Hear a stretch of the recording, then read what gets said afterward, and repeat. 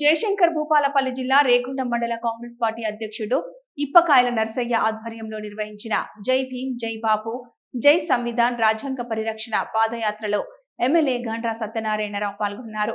ఈ యాత్ర రేగుండం పాత బస్టాండ్ నుంచి ఇందిరాగాంధీ సెంటర్ వరకు నిర్వహించారు. అనంతరం మాట్లాడుతూ దేశ రాజ్యాంగం అమల్లోకి వచ్చి 70 సంవత్సరాలు పూర్తయిన సందర్భంగా రాజ్యాంగ విలువలపై ప్రజల్లో అవగాహన పెంచడమే లక్ష్యంగా ఈ కార్యక్రమం నిర్వహిస్తున్నామన్నారు. నేడు పేద బలహీన వర్గాల ప్రజల ఆకాంక్షలు నెరవేరటం లేదని, ప్రధానికి పేద ప్రజల కంటే బడాబాబులు ముఖ్యమన్నారు.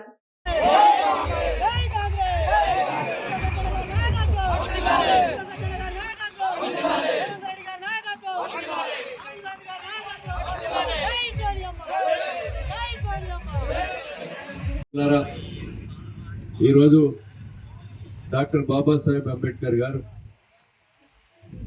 స్వతంత్ర పోరాటంలో నెహ్రూ ఈ దేశం కొరకు బ్రిటిష్ ఇంగ్లీష్ వాళ్ళను తరిమి కొట్టే కొరకు గాంధీ తాతతో జవహర్లాల్ నెహ్రూతో 12 సంవత్సరాలు జైలు జీవితం అనుభవించి ఇక స్వతంత్రం తెచ్చినటువంటి కుటుంబం నెహ్రూ కుటుంబం. స్వతంత్రం వచ్చినటువంటి తొలి ప్రధానిగా వాళ్ళ క్యాబినెట్ లో డాక్టర్ బాబాసాహెబ్ అంబేద్కర్ గారు న్యాయశాఖ మంత్రిగా పనిచేసి అట్టడుగున అణగారినటువంటి పేదలు, దళితులు, గిరిజనులు, బడుగులు, బలహీన వర్గాల కొరకు సమాంతరంగా జీవనం గడపాలని ఈరోజు అన్ని రంగాలలో రిజర్వేషన్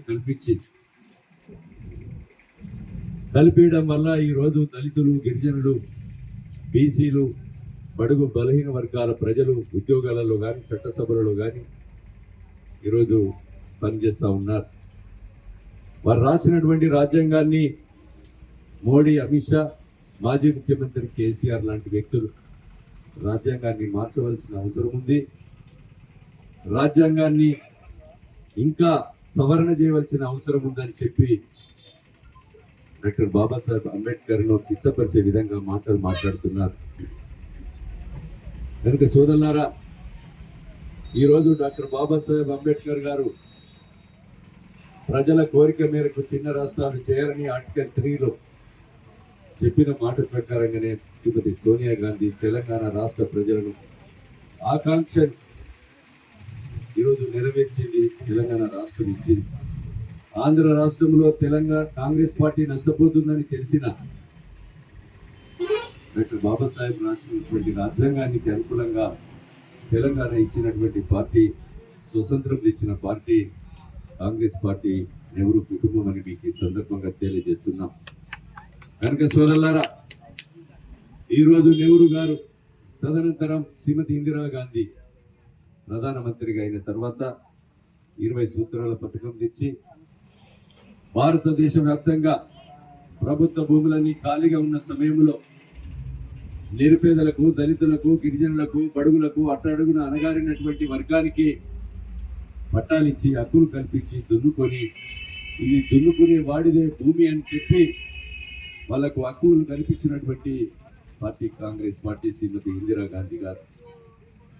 అలాంటి ఉక్కు మహిళ ఇందిరాగాంధీని మాజీ ప్రధానిగా ఈరోజు కీర్తిశేషులు ఇందిరాగాంధీ గారిని మరి ఒక ఉగ్రవాదుల చేతుల్లో ఈ దేశం కొరకు ప్రాణాలకు ఇచ్చినటువంటి సోదరిమణి.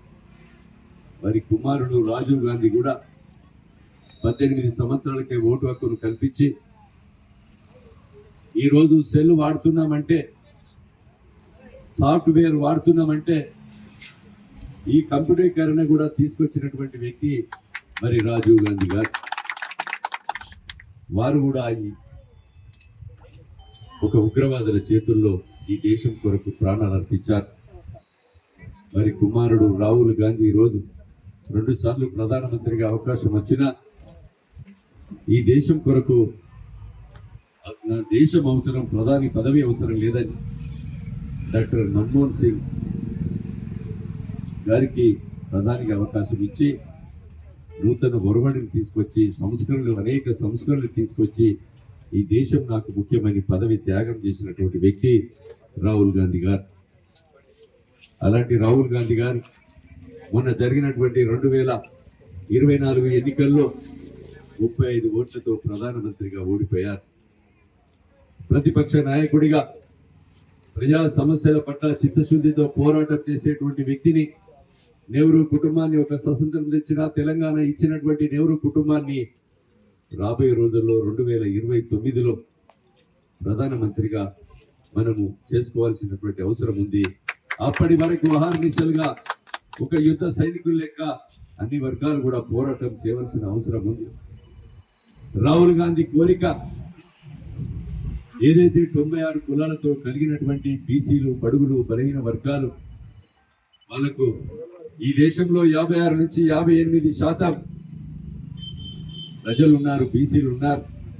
వాళ్ళకు 42% రిజర్వేషన్ కావాలి అని కామారెడ్డి సభలో చెప్పినటువంటి మాటను ఎన్నికల ముందు మొదటగా అసెంబ్లీలో తీర్మానం ప్రవేశపెట్టి బీసీలకు చట్టబద్ధత కావాలని ఈరోజు రిజర్వేషన్ చేసి కేంద్రానికి పంపించిన పార్టీ భారతదేశంలో మొట్టమొదటి రాష్ట్రం అది తెలంగాణ రాష్ట్రం. గౌరవనీయులు ముఖ్యమంత్రి రేవంత్ అన్న గారి నాయకత్వంలోని సందర్భంగా తెలియజేస్తున్నాం. కానీ కేంద్రం మాత్రం బిల్లు పెట్టడం లేదు.